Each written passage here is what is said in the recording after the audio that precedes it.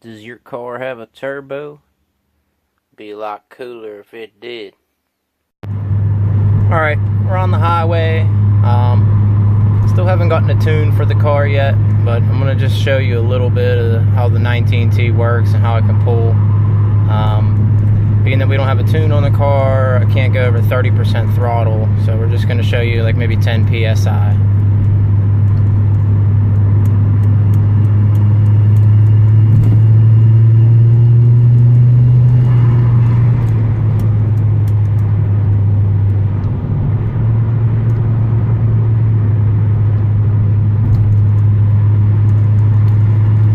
Turbo comes on, you can really hear it breathing now.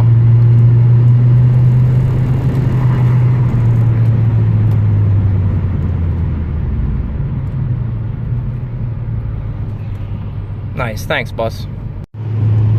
Alright, so yeah, when I first took the car for a test ride, I had the wastegate still tightened up from when I had the 15G installed. So I had to come back and loosen up the wastegate a little bit, because it was really biting down too hard, and that's dangerous for your bottom end. It's easy to bend a rod like that whenever you have your wastegate too tight or disconnected. But I went back and loosened up the wastegate so that the wastegate arm will drop over the wastegate actuator pretty much when it's in the closed position, instead of like we normally do when you have that half moon exposure or whatever.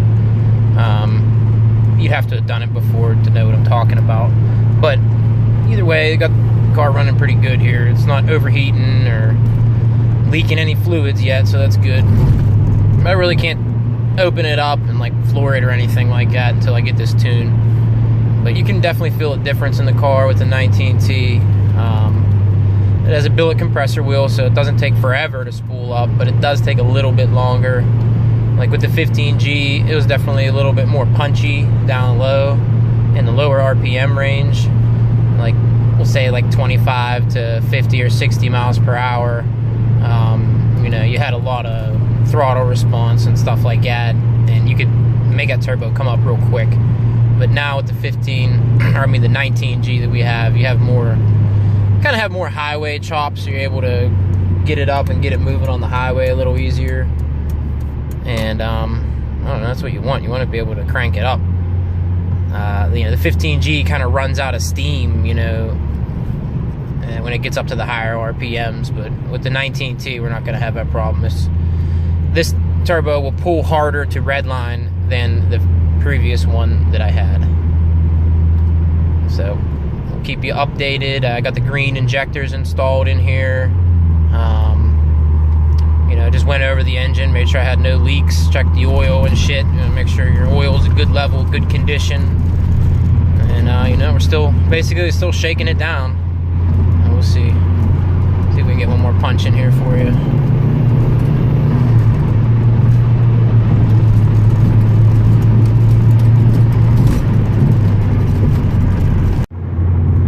I want to take a minute here to welcome all the new subscribers.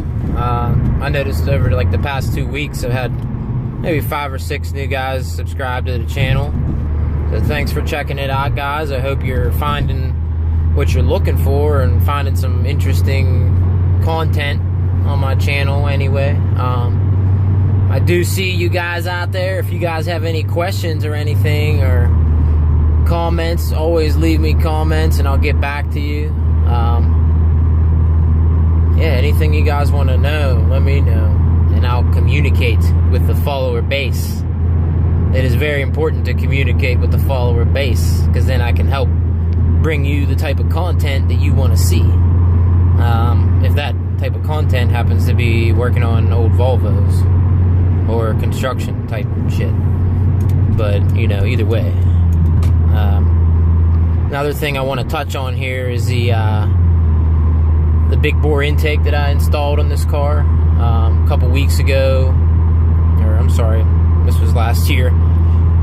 We did the big bore intake, which is basically stepping up from a 2 3/4 or a 2.5 inch throttle body up to a 3 inch throttle body, and an intake manifold too. But what it is the throttle body off of a naturally aspirated 850, and you swap it out under your turbo. I have a whole set of videos that you can check out about the NA swap.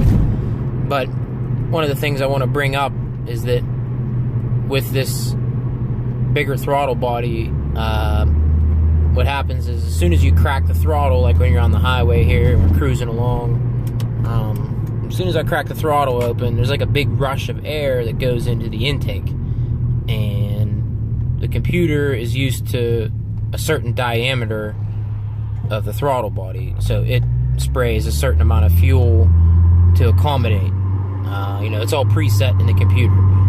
So what happens when you put the bigger throttle body on is like when you crack the throttle, it gets this big rush of air and the car kind of surges forward. And it can be a little bit annoying when you're on the highway and you just want to give it a little bit of gas, and then you keep getting the car like, you know, coming on full strength. And that can be, you know, that can be handled in tuning. Whenever I go to the tuner, I'm going to let him know that I have a big bore intake and the bigger throttle body, and he'll be able to add tuning in that will accommodate for that rush of air that I'm talking about.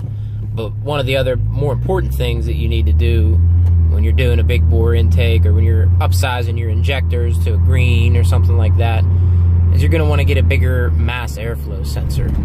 And the stock size mass airflow sensor on this car is somewhere around 2 3/4 inches.